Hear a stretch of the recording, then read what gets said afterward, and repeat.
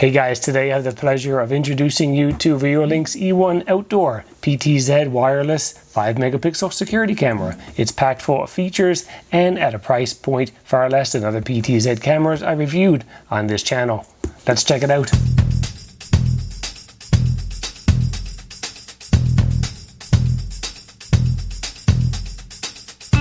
This unit costs about $120 American and often goes on sale, so check out the links in the description below for the current pricing and any coupon codes which I may have.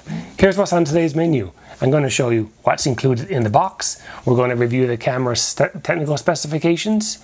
We are going to add the camera to my Reolink account over Wi-Fi. I'm going to demonstrate the daytime and nighttime footage in various locations inside and out. We're also going to check out the two-way audio. Before the video ends, we're going to do a siren test to see if we can hear it at 300 feet or 91 meters away. First off, we have the mounting template in case you need to drill pilot holes for the camera's mount. A window sticker to let visitors know that you have cameras and that you're watching them. A 1 meter long network cable to test the camera before installing it in its permanent location in case you're not using Wi-Fi. Up next we have the security bracket to install the camera onto a wall. It has a nice feel to it, nice and sturdy. There is a locking screw here, and when you remove it you have the ceiling mount. There's a hole here on the back to accommodate the large RJ45 network cable. Also, there's a slit here for the belt that I can see inside the box. Cool, perfect. This is for attaching the camera to a location where I don't want to damage anything, like onto a tree or a finished metal surface. Up next here we have a pack of screws and anchors and a reset needle, so I'll show you how to use that here shortly. Up next we have the power adapter. So let's stop here for a second. Pretty much all the cameras I review on my channel don't have power adapters included. So what's up here? This camera doesn't support PoE. So if you connect the camera to your network over Wi-Fi or a network cable, you're going to need to run a power cable as well. We're going to try to bypass this in a future video, so stay tuned for that. Here is a 4.5 meter or 15 foot power extension cable. Now if this power cable isn't long enough, I'll put a recommendation for an even longer one in the description below. But do note, when you do have longer cables, you run the risk of losing some power in transmission, and then you could have some glitching or unexpected restarts. And lastly, we have the star of the show, the camera itself. Let's take it out of the box and check it out. So yeah, the camera is pretty small in size at about 11 centimeters high or 4 1/3 inches. Feels like pretty decent quality plastic. If I was installing this camera outdoors, I would recommend installing it under an eave or under a deck, somewhere where it's protected from getting pounded directly with heavy rain and wind. It is waterproof, but water can get in through around the speaker area here on the back, where the plug goes into the back of the device, or even where the camera swivels. It should be sealed on the inside, but I would like to just keep it protected from the elements to extend its life. So like I said earlier, this is a PTZ camera, which stands for pan, tilt, and zoom. Using any of the camera's user interfaces, you can turn or pan the lens, you can point the lens up and down or tilt, and you can even zoom in. This camera has a 3x zoom, which is a great option for this price point. At 1x or no zoom, the lens is a 2.8mm lens with a horizontal angle of 90 degrees and a vertical one of 68. When zoomed in all the way at 3x, we have an 8mm lens with a horizontal viewing of 48 degrees and a vertical viewing of 37 degrees. For everything that you need to know about camera lenses, do check out this video right here for what all that really means. Behind that lens, the image is projected onto a CMOS sensor that's 1/2.7 inches in size. It supports an amazing 5 megapixels resolution, that's 2560 by 1920 pixels, up to 25 frames per second. So why is that a big deal? Normally wireless cameras don't transfer a lot of data and usually stick to the 2 to 4 megapixel range. It's just safer that way because if the Wi-Fi signal is poor, a lower megapixel camera can still transmit an image. This camera does support both the resilient 2.4 GHz and the faster 5 GHz. Continuing on the tour, around the lens we have two sets of lights. First off, we have 12 infrared night vision lights, good for up to 12 meters or 40 feet. We also have these floodlight LEDs that act as a little spotlight. These little extra features are awesome and I can't wait to try them out here soon. Right below the lens we have an environment lighting sensor to tell the camera when it needs to switch to black and white mode or daytime color mode. On top of the camera there is a status LED indicator. When it's flashing it means the Wi-Fi connection is not configured or it has failed. When it is solid that means that the camera is booting up or the Wi-Fi is connected. Since this camera supports two-way audio, there is a mic located here and a speaker right here on the back. Next we have the micro SD card slot at the bottom of the camera.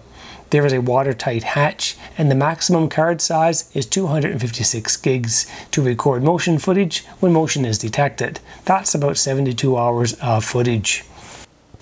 Next to the card slot we have a reset button. Use the needle that we saw earlier and press on the little button for 5 seconds to reset the camera back to factory defaults. Lastly we have these two leads. There is a network connection to hardwire this to your NVR or to your network. Like I mentioned, it doesn't support PoE, but that's okay since I'm going to be using this camera wirelessly anyways. The other connection here, of course, is the 12 volt DC connection to power the device. Just as an FYI, I connected the camera to a power meter and it uses just over 4 watts, unless the spotlights are on, and then it bumped up to 7. This camera can be added to your Reolink NVR or to the Reolink mobile app. I'll be connecting my camera to the Reolink app on my iPhone over Wi-Fi. It's a simple process and the app will walk you through it step by step. Start off by pressing the plus button in the upper right hand corner and then scan the QR code and then follow the app through the process. Now that we've added the app, let's dig into some of the footage. Our first test location brings us right here inside looking at my front door. I'll log into the Reolink app and point the camera so I have good coverage, the door and the steps.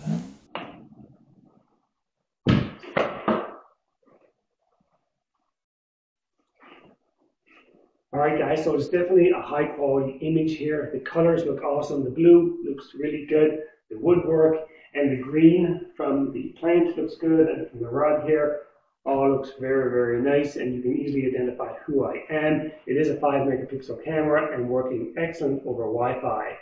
There is a bit of sun coming in through the windows and it's dealing with the contrast really well. I have noticed though there was a little bit of purple fringing along the edge of the contrast lines, but that's pretty standard in these consumer grade cameras. Overall, a nice image. Okay, so let's just stop right there.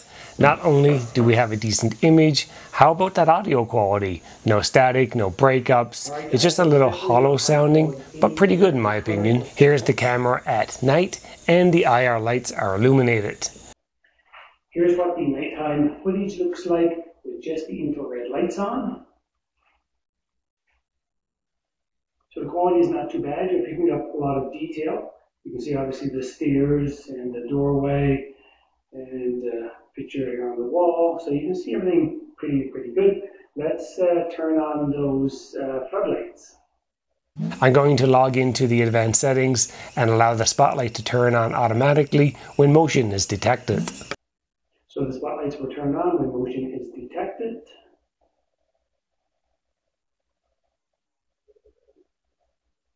And let's move around so it detects. There we go. So now we have light and 2 to 3 seconds for the camera to get a good image there. It was a little bit pixelated for a second, but now the image looks totally fine. And we're obviously in daytime mode because we are in color, and not too bad quality at all. So my next temporary install location for testing this camera is right here on top of the tripod. I've got the camera mounted right there on the top to represent where it could be installed in the future. The cord is running down along here and plugged in over right there, and I'll be able to take a look at my yard and at the back door with this camera. So let's jump in and check out the footage.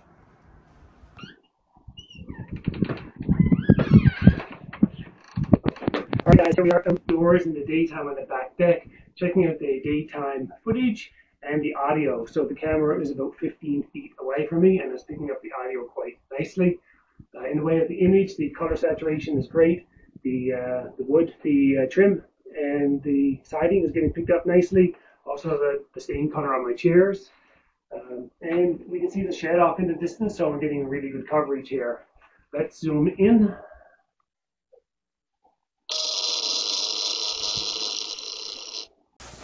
So I'm going to interrupt here. The PTZ motor is really getting picked up by the sensitive mic, and I've noticed that the audio is about half a second out of sync with the picture.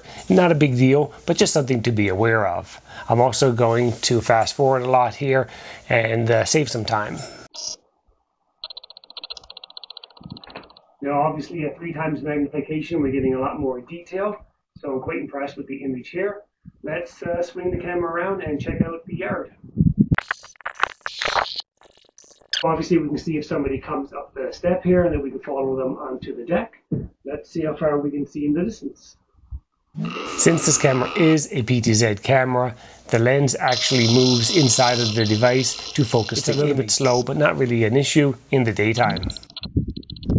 Not too bad at all. There you have it. That's a look at the daytime footage. Let's check out the nighttime footage. Alright guys, it's completely dark outside. No other lights are on except for the camera over my shed. So there's an IR light there, and you might be able to see the Christmas lights on the gazebo. Other than that, it's completely dark. Is there any ghosting? The shutter speed is going pretty slow there, so there's a few trailers maybe, and a bit blurry. But that's to be expected with a consumer brand camera anyways. Let's zoom in and check out those details. So probably it's going to take a little bit longer than normal to focus since there is less light. Actually, not too bad. Only a couple of seconds. It's still struggling with the focus, so let's just give it another couple of seconds. Okay, so it looks like we got the focus. Some more details are there. Still a little bit grainy though, but that's to be expected. Let's zoom out and swing around the yard and see how far those IR lights can travel. Let's zoom in. There we go. So those IR lights can reach maybe 30 to 40 feet, which is not too bad since there's only a dozen of those lights on the camera. The image here is pretty sharp. You can see off into the distance nicely, which is kind of impressive. So not too bad after all. And this is what the quality looks like with the spotlight at night. Everything is lit up nice. All the colors are looking great. Let's zoom in. It does take a few seconds for the camera to focus, but again, we got that perfect image, lots of details, color saturation looks perfect, and there's no ghosting. The shutter speed is a little bit slower, so it's a tiny bit blurry, but that's totally normal. Alright, so I'm going to jump in here again. I did lose a few pixels here, and I did get a little bit of ghosting. It could be because of the similar colors. My hand and sleeve matched the background, and the camera didn't refresh those because it didn't see a big enough difference between the two. And we're also at minus 20 degrees Celsius here, which is minus 4 Fahrenheit. This temperature is below the recommended operating temperature, so that could also have an impact on the sensor.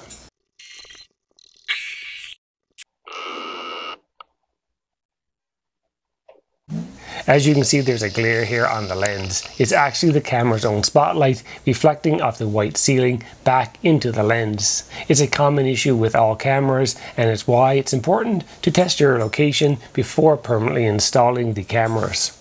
I'm going to go ahead and move the camera so the ceiling reflection isn't going to interfere with the image. Now when we look through the camera, the glare is gone. The red IR night vision lights can also cause this same issue, but in this scenario, they're positioned in such a way where they're not getting reflected back. Alright guys, so my next step is to get the camera installed right here over my front door. Again, this is just a temporary location for the purpose of this video. And here it is now how it looks after the install.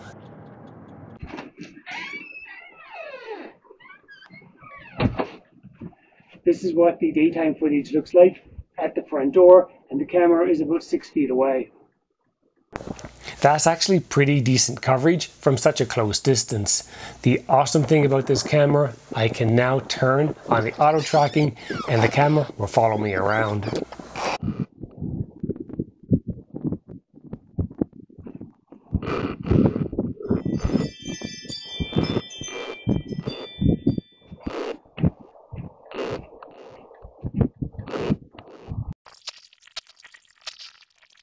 I'm going to turn off the auto tracking since it'll get confused when I tell the camera to go to other places. I'm here at 90 feet away, or just over 27 meters. Let's use the 3x zoom and check out that license plate.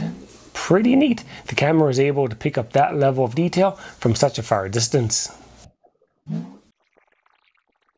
I'm going to keep walking here towards the camera. The daytime details are spectacular, even with the shadows. Let's go over by the garage and zoom in. Perfect details. The benefit here is pretty obvious. You could have one camera that will take the place of 2 or 3 or 4 because you can move it around. This camera is a great option if you don't have the budget for multiple outdoor cameras or don't want to have multiple cameras around pointing in all different directions. In this scenario, I only have the camera's IR lights on to see how bright they are and to see what the range is. Hi guys, so here we are at night. It's pitch black. All of my house lights have been turned off, as well as all the other cameras, so there's no interference from those IR lights. Let's check out some of the footage. Let's zoom in and allow the camera to focus.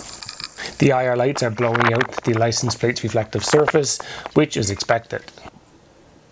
Now I'm still pretty far away, and as I walk towards the camera, we see some pretty bad ghosting. This only seems to be an issue though when I'm more than 60 feet or 18 meters away from the camera. Now that I'm closer, the image is much better and no ghosting. Here on the far left of the garage, I'm easily identifiable, not too bad for this range. Let's reset and turn on the spotlight and see how that works in this same situation. Okay, so now we just got the flashlight turned on. Let's check out some of the footage now. When I swing the camera around close to the pole here, I'm getting some glare from the reflection.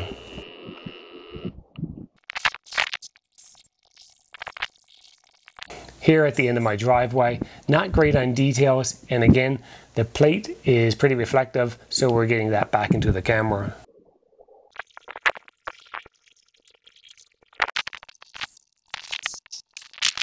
Here at my garage, it's pretty good. Some details are visible. Focus is a little bit slow, but again, it's pitch black here, total darkness. As I walk towards the camera, the image is getting much cleaner. Now that I'm here at the front step, it's much better. The nighttime footage did have some issues. Focus was a little bit slow and details were lost at a farther distance. This camera would be better if there was ambient light, like street lights around.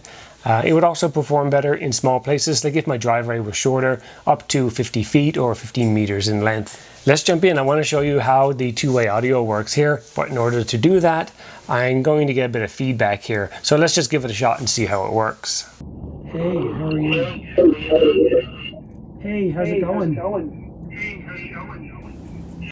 There's a small bit of lag and the mic is sensitive and the sound isn't broken on either side of the conversation, so I'm totally fine with this. Here on my front steps, it's bitterly cold at -30 degrees Celsius or -22 Fahrenheit. Motion detection is turned on and it's recording traffic as it drives by. The details look just fine. You can even see how the snow gets stirred up as the vehicles drive by. It's a cloudy day, but the colors are getting captured just fine and there's no missed frames or ghosting. I have the tracking turned off and I won't be using any of the PTZ functions since I don't want to risk damaging any of the internal components at this frigid temperature. I have this thermal imager which captures a visual image of the temperature and the actual temperature of the subject in the center of the screen. Here we can see the outside temperature is OL, meaning that it's dipped below -30 degrees Celsius or -22 Fahrenheit. The top of it seems like it has a bit of heat. Let's run back outside and check out the range of the Siren. Here is my camera on the barbecue, and I'm going to run it into the field and trigger the siren. Right now we are 100 feet away, so start the alarm. Okay, so here we are at 200 feet. Let's try it again. Still pretty loud. And all the way back here at 300 feet. Let's check it out. Not too bad at 300 feet. Alright guys, that concludes this video. I hope you enjoyed the unboxing, spec review, camera setup, and location tests. If so, take a second and click on that thumbs up icon. In summary, if installing this camera outdoors, try to keep it somewhat protected from the elements. This camera's night vision isn't very strong in complete darkness when dealing with objects in the distance. They do, however, have the option of having the spotlight, which does help at night, and I think it's pretty cool. I also think that the daytime picture was perfect inside and out. Connecting to the camera over Wi-Fi was super easy, and throughout my testing I didn't have any connectivity issues over Wi-Fi. The PTZ features worked well and very responsive over my home network and even over my cellular data. Overall, I think it's a decent camera for smaller properties, maybe smaller than mine, where you have a driveway that's up to 50 feet in length or 15 meters. It's also great for indoors for keeping an eye on pets because it's very portable and you can move it around in temporary locations. Alright guys, the links for the camera and other items seen here today are in the description below. Please hit that like button and subscribe. Thanks for watching.